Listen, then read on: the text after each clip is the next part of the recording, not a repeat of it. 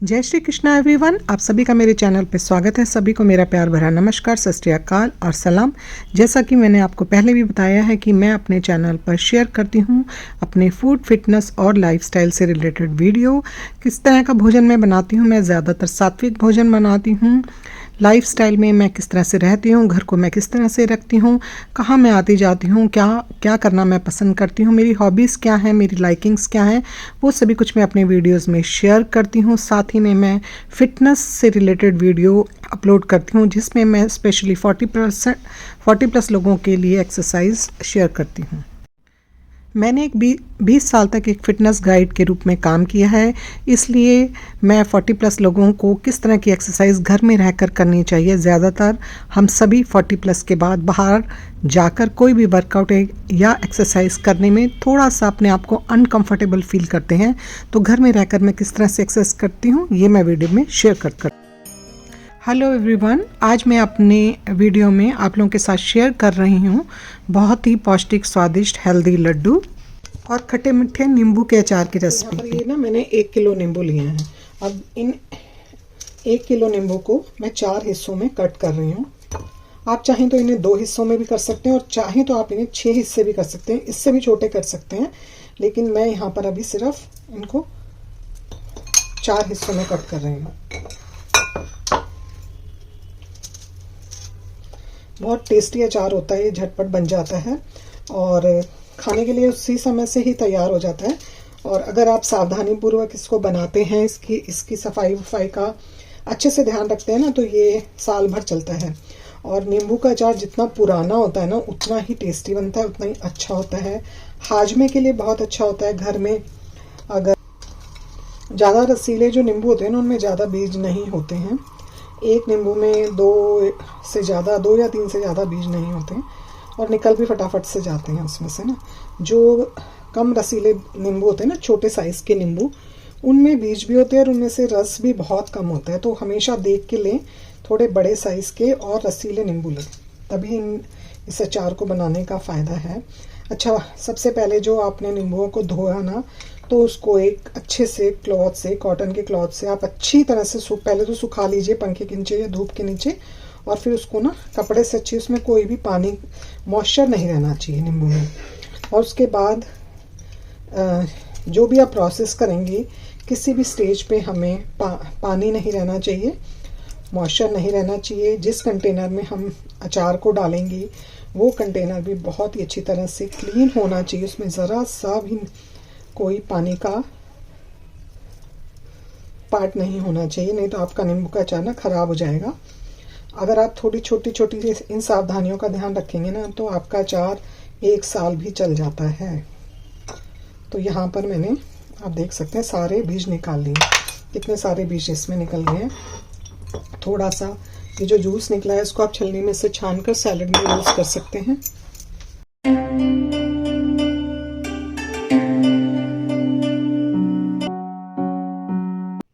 तो यहाँ पर लिया है मैंने एक कुकर, इसमें डालेंगे अब हम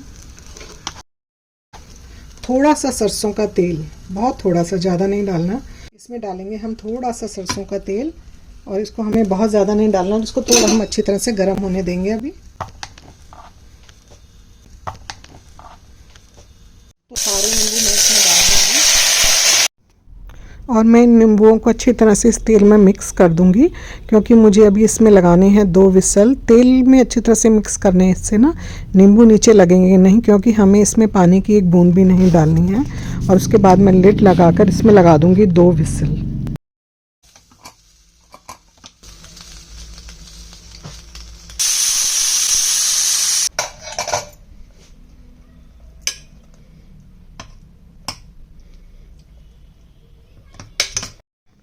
मैंने यहाँ पर नींबुओं में 2 विसल लगा दी थी और मेरे नींबू यहाँ पर गल चुके हैं। बहुत ज़्यादा हमें इनको नहीं गलाना, नहीं तो बिल्कुल ही घुट जाएंगे, तो वो स्वाद में फिर अच्छे नहीं लगते हैं। इतना ही हमें इनको गलाना है। अभी लूँगी मैं एक कढ़ाई एकदम सूखी और साफ़ होनी चाहिए, इसमें कुछ भी पानी नहीं होना चाहिए। और मैं इन नींबुओं को इस कढ़ाई में डाल दूँगी। नींबू को मैंने डाल दिया है कढ़ाई में, और ये 1 किलो नींबू थे, तो इनमें करीब हम डालेंगे आधा किलो चीनी।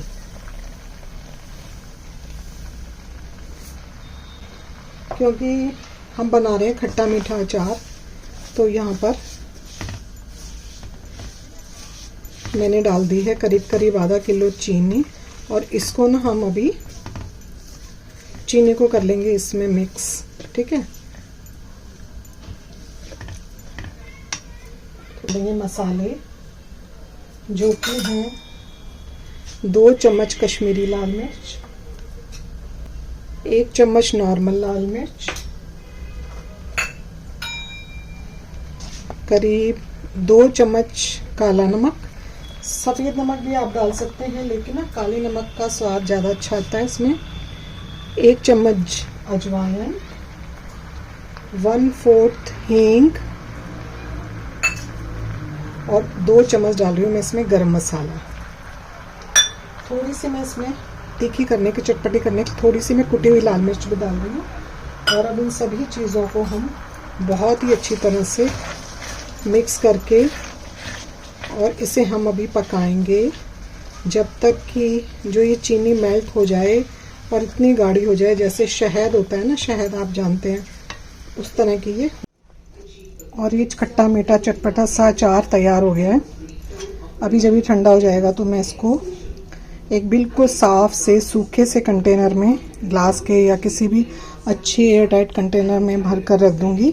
वैसे तो ये रेडी है, पर इसको 2 दिन आप धूप दिखाएंगे तो ये सारा मसाला उसमें अच्छी तरह से रम जाएगा और ये खाने के लिए बिल्कुल रेडी हो जाएगा। 1-2 बीज इसमें रह गए हैं, उससे मैं निकाल रही हूँ क्योंकि नहीं तो नहीं कड़वा हो जाता है। ये मैं इसको कंटेनर में भर के रख दूँगी। अब मैं बनाने जा रही हूँ गोंद और ड्राई फ्रूट्स के डिलीशियस लड्डू। मैंने लिया है देसी घी और लिया है 250 ग्राम गोंद। अभी मैं यहाँ पर गोंद को फ्राई कर रही हूँ। धीमी आंच पे हमें इनको फ्राई करना है, तेज़ आंच पर ये जल जाएंगे, तो हमें ना इनको धीमी आंच पर ही फ्राई करना है।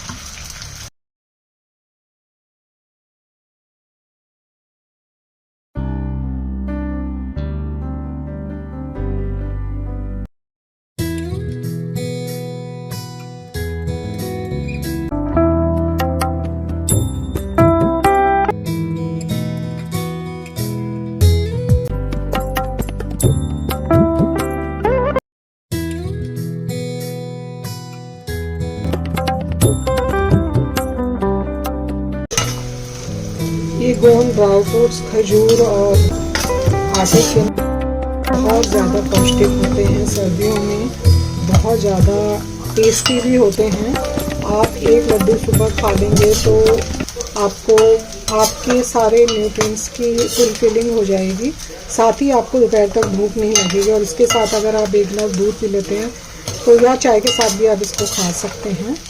तो यहाँ पर मैं इसलिए ये बना रही हूँ, सर्दियाँ हैं, ज़्यादा सर्दियाँ हैं, पर ये लड्डू ना सिर्फ सर्दियों में ही अच्छे लगते हैं। ये गोंद मार्केट में आसानी से मिल जाता है, आप किसी भी शॉप से ले सकते हैं। पहले मैंने यहाँ पर ना करीब 250 ग्राम के करीब गोंद लिया था, थोड़ा सा मुझे कम लगा तो मैंने 100 ग्राम और ले लिया है, क्योंकि इन लड्डुओं को बनाने में थोड़ा सा मेहनत तो लगती है ना। तो एक ही बार ज़्यादा बनाए जाते हैं, तो अच्छी क्वांटिटी में बने तो ज़्यादा ठीक रहता है। गोंद और ड्राई फ्रूट्स के लड्डू ना देसी घी में बनाएं तो ज़्यादा अच्छा होता है। सबसे पहले देसी घी को अच्छे से गर्म कर लीजिए, उसके बाद फिर आप स्लो करके इसको तलिए। अब मैं डाल रही हूँ मखाने। इसमें ना मखाने पौष्टिक बहुत होते हैं, कैल्शियम से भरपूर होते हैं, साथ ही मखाने ना इसमें स्वादिष्ट भी बहुत लगते हैं। सबको मैं ना मीडियम आंच पर पका रही हूँ। तेज़ आंच पे ये मखाने भी बहुत जल्दी जल जाते हैं, गोंद भी बहुत जल्दी जल जाता है, इसलिए इन सभी को मैं मध्यम आंच पर ही पका रही हूँ। तो इधर जो मैंने नींबू का अचार बनाया था वो भी मेरा ठंडा हो गया है। अभी मैं इसको जार में भर के रख दूँगी। मखानों को आप इस तरह से तल के सॉल्ट के साथ भी खा सकते हैं।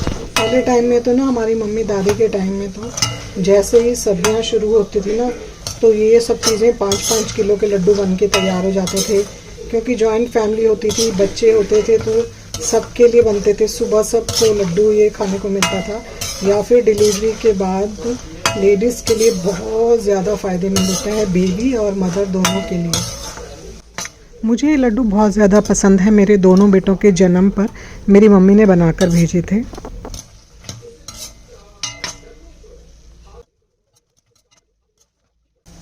खाने भी मेरे भुन गए हैं और अब मैं ड्राई फ्रूट्स भून रही हूँ लड्डू बनाने के लिए।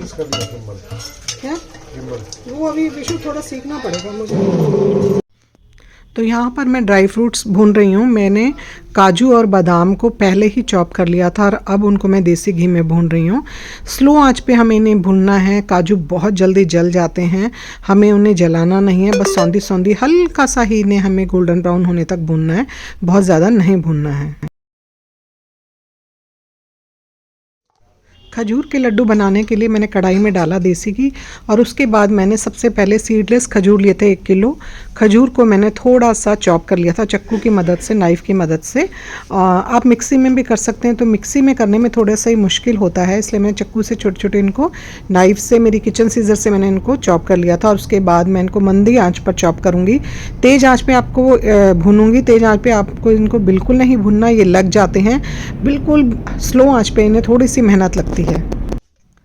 नींबू का अचार मेरा ठंडा हो चुका था, गाढ़ा हो चुका था, बिल्कुल शहद की तरह से इसकी ग्रेवी हो चुकी थी। अब मैं इसको भर रही हूँ एक जार में। बहुत ही साफ़ एकदम सूखा हुआ जार आपने लेना है। तो मैंने इस अचार को डाल लिया है जार में और मेरा ये अचार तैयार हो चुका है। ये मेरा नींबू का अचार हो गया रेडी। का अचार हो गया मेरा रेडी। अब इसको रख दूँ मैं दो दिन के लिए धूप में रख दूँगी, तो ये बन गया है। और लड्डुओं का मेरा सारा सामान तैयार हो गया, बस आटा और बेसन भूनना मेरा बाकी है, वो करूँगी और फिर मैं आपको बताऊँगी कि लड्डू कैसे मैंने बनाए हैं। यहाँ पर जो मैंने मखाने और गोंद को फ्राई किया था उन्हें मैं अभी भून लूँगी और साथ में पीस लूँगी ग्राइंडर में। और साथ ही में मेरे पास थोड़ी सी पिसी हुई चीनी थी, लेकिन मुझे लग रहा था वो कम है, मैं चीनी को भी थोड़ा सा पीस लूँगी। यहाँ पर आप शक्कर और गुड़ भी डाल सकते हैं। शक्कर तो आप ऐसे ही डाल सकते हैं, गुड़ को आपको थोड़ा सा मेल्ट करना होगा, फिर आपको उनको इस लड्डू के सारे मसाले में मिला करके लड्डू बनाने होंगे। लेकिन यहाँ पर मैं चीनी के लड्डू बना रही हूँ। उसके ठंड बहुत ज़्यादा शुरू हो गई, अचानक से ही ठंड हो गई। अभी 2 दिन पहले तक बिल्कुल नहीं थी, लेकिन अब फिर से ठंड हो गई है, तो मैंने पहन लिया अपना पोंचू। मुझे किचन में भी एक बार मैं लड्डू बना रही हूँ, बना लो। मैं ना खिलाऊंगी, कह रही हाँ एक बार ना, वैसे तो इसमें ना क्या खुशबू चली जाएगी। हाँ धनिया चला जाता है, मैंने अभी धनिया डाला है। वो ढक्कन बड़ी प्लेट, बस 2 मिनट में ये पीस लूँ। एक बार मैं जा रही हूँ, बैठ जाओ ना, चीनी मिक्स करके लड्डू बना लूँगी। तो मेरी सारी चीज़ें पिस चुकी हैं। गोंद को मैंने पीस लिया, मखानों को पीस लिया है और अब मैं चीनी को भी पीस कर रख रही हूँ। ड्राई फ्रूट्स मैंने चॉप किए, तो उनका मैंने पाउडर नहीं बनाया था। अगर आप चाहें तो ड्राई फ्रूट्स को भी ग्राइंड कर सकते हैं, लेकिन मैंने उनको चॉप कर लिया था। और गोंद, ड्राई फ्रूट्स, मखाने और चीनी, और यहाँ पर आप नारियल भी डाल सकते हैं, पिस्ता भी डाल सकते हैं, किशमिश भी डाल सकते हैं, लेकिन मेरे घर में किशमिश और पिस्ता, नारियल नहीं पसंद, तो मैंने नहीं डाला। ये गोंद और मखाने पिस गए हैं, इनको मैंने देसी घी में पहले फ्राई कर लिया था। साथ ही में बादाम, ड्राई फ्रूट्स भी मैंने देसी घी में फ्राई करके पीस चुकी हूँ। और अब मैं आटा भूनने जा रही हूँ, बेसन, आटा और सूजी, उसके मैं बनाऊंगी लड्डू, गोंद वाले लड्डू, जो सर्दियों में बहुत ही पौष्टिक होते हैं, बहुत टेस्टी बनते हैं, सभी को पसंद आते हैं। तो आप लोग भी इन्हें ट्राई कर सकते हैं। तो जी ये है मोटा बेसन।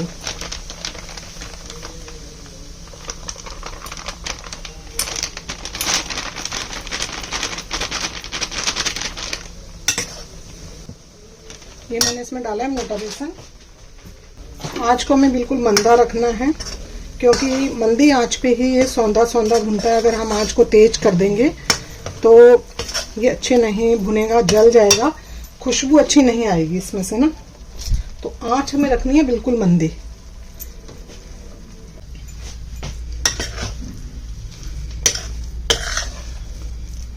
तो यहाँ पर मैंने लिया था आधा किलो बेसन और उसमें मैंने डाला था आधी कटोरी सूजी, ज़्यादा सूजी नहीं डालनी।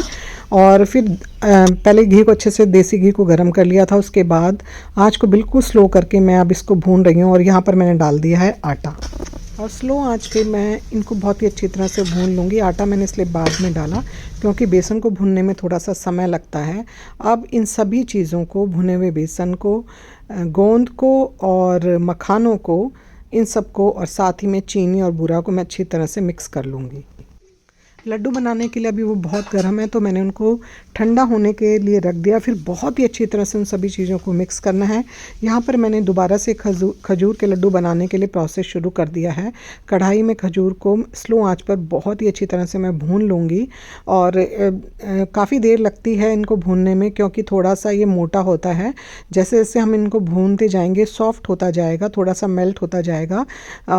स्लो ही आंच रखनी है शुरू से आखिर तक, नहीं तो इनके जलने का डर रहता है। और उसके बाद मैं खजूर में डाल दूँगी बहुत सारे ड्राई फ्रूट्स। और खजूर के लड्डुओं के लिए इनको भी मैं ठंडा होने के लिए रख दूँगी, और फिर मैं बनाऊँ के इनके लड्डू। और यहाँ पर मैंने आटा और बेसन के मसाले को 2 जगह डिवाइड कर लिया है, ताकि सभी चीज़ों को मैं बहुत ही अच्छी तरह से मिक्स कर लूँ, क्योंकि मेरा जो बर्तन है बहुत बड़ा नहीं है। यहाँ पर सभी चीज़ें ड्राई फ्रूट्स, मखाने, गोंद, इन सभी चीज़ों को अच्छी तरह से प्रोसेस हो चुका है। सभी चीज़ों को इकट्ठा मिक्स कर लिया है मैंने।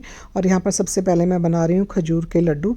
तो खजूर बहुत ज़्यादा पौष्टिक होता है, हम सभी को पता है खजूर के कितने ज़्यादा फ़ायदे हैं। डेली इसको लेने से कॉन्स्टिपेशन ख़त्म होता है, कोलेस्ट्रॉल को कंट्रोल करता है, वेट को कंट्रोल करने में मदद करता है, थकान और कमज़ोरी को दूर करता है। खजूर के लड्डू सर्दियों में वैसे तो 12 महीने आप खा सकते हैं, लेकिन सर्दियों में तो बहुत ज़्यादा पौष्टिक और लाभदायक होते हैं। बच्चे, बड़े, सभी, बूढ़े सभी इसको खा सकते हैं। ड्राई फ्रूट्स के साथ तो इनका जो गुण होते हैं वो दुगने हो जाते हैं। और यहाँ पर मैं गोंद के लड्डू भी बना लूँगी। लड्डुओं का मसाला मैंने सब इकट्ठा कर लिया था, तो बहुत सारे लड्डू, अप्रॉक्सीमेट इतने भी चीज़ों में मेरे 50 के करीब लड्डू बन गए थे। सभी लड्डुओं को बनाने के बाद जब वो थोड़े से ठंडे हो गए, तो मैंने उनको स्टील के कंटेनर्स में भर करके रख लिया था, क्योंकि स्टील में ही ये ना ठीक रहते हैं। और या कोई बहुत ही अच्छा खुला सा बर्तन हो, उसमें आप भर करके रख लीजिए।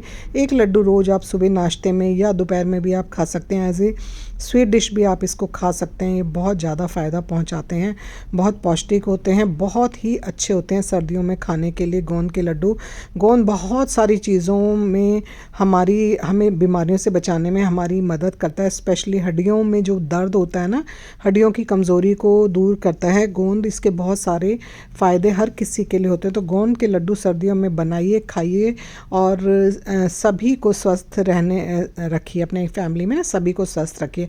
तो यहाँ पर मेरे खजूर और गोंद के लड्डू, के लड्डू मेरे बहुत ज़्यादा, मैंने 1 किलो खजूर के लड्डू बनाए थे, सभी को अच्छे लगे। दोबारा से भी आप बना सकते हैं, लेकिन गोंद के लड्डू थोड़े से ज़्यादा ही बनाना ठीक रहता है, क्योंकि बहुत मेहनत से बनते हैं। तो करीब आप 1 किलो मिक्सचर के तो बनाइए, इसमें आपके अप्रॉक्सीमेट 50-60 लड्डू आसानी से बन जाते हैं।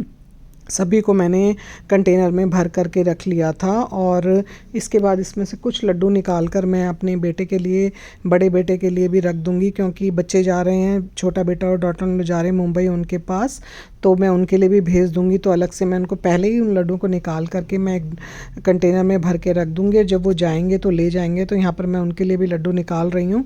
और लेकिन सबसे पहले भोग लगेगा भगवान जी को, और उसके बाद हम लोग एंजॉय करेंगे इन लड्डुओं को। आप भी रेसिपी देखिए, बनाइए और खाइए। साथ ही आप इन लड्डुओं को पूरी सर्दी में एंजॉय कर सकते हैं।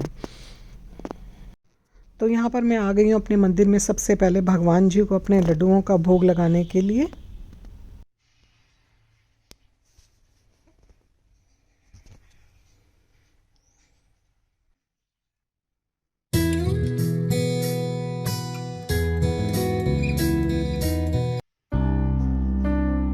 तो ये था मेरा आज का वीडियो जो मैंने आप लोगों के साथ शेयर किया। नववर्ष की आप लोगों को एक बार फिर से हार्दिक शुभकामनाएं। मैंने आप लोगों के साथ शेयर किए खट्टा मीठा नींबू के अचार की रेसिपी, और बहुत ही स्वास्थ्यवर्धक, टेस्टी, हेल्दी गोंद और ड्राई फ्रूट्स के लड्डू जो सर्दियों में बहुत ज़्यादा लाभदायक होते हैं। आई होप आपको मेरी ये दोनों रेसिपीज़ पसंद आई होंगी। मैं अपने चैनल में 99% सात्विक रेसिपीज़ शेयर करती हूँ, क्योंकि हम लोग प्याज और लहसुन का उपयोग नहीं करते। ठाकुर जी को तीनों टाइम भोग लगाते हैं। कभी कभी बच्चे अगर प्याज की सब्ज़ी खाना चाहते हैं तो अलग से अपनी सब्ज़ी को बना लेते हैं। आई होप आपको मेरी ये रेसिपी पसंद आई होंगी। पसंद आई हों तो प्लीज़ इन्हें लाइक, शेयर और सब्सक्राइब करके मुझे मोटिवेट कीजिए। मिलूंगी आपसे नेक्स्ट वीडियो में, तब तक आप लोग अपना ध्यान रखिए, हंसते रहिए, खुश रहिए, मुस्कुराते रहिए। घर छोटा हो या बड़ा पौधे ज़रूर लगाइए। आधे घंटे की एक्सरसाइज रोज़ ज़रूर कीजिए। सुबह की सबसे पहली रोटी गौ माता के लिए निकालिए। पशु पक्षियों के लिए दाना पानी रखिए। अगर आपको मेरा ये वीडियो पसंद आता है तो प्लीज़ प्लीज़ प्लीज़ मेरे चैनल को सब्सक्राइब करके मेरे सब्सक्राइबर्स बढ़ाने में मेरी मदद कीजिए और मुझे मोटिवेट कीजिए। Thank you so much for watching. नव वर्ष आप लोगों के लिए ढेर सारी खुशियाँ लेकर के आए। Thank you so much and good bye.